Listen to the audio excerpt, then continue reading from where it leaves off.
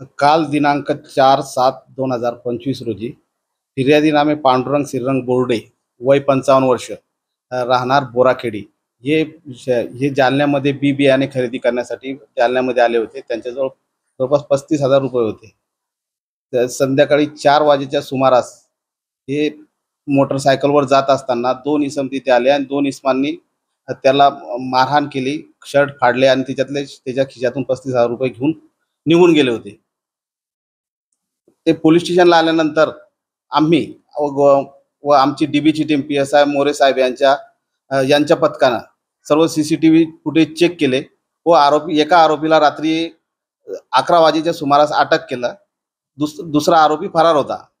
दुसरा आरोपी देखील आम्ही आज रोजी अटक केलेला असून त्याच्याकडून आपण त्यामध्ये 23,500 रिकव्हरी केलेली आहे. एका आरोपीचा आपण पीसीआर घेतलेला आहे, त्याला 2 दिवस पीसीआर मिळालेला आहे. बाकीचे राहिलेले पैसे आम्ही त्यांच्याकडून रिकव्हर करीत आहोत. त्या कामगिरीमध्ये तुम्ही करत आहात.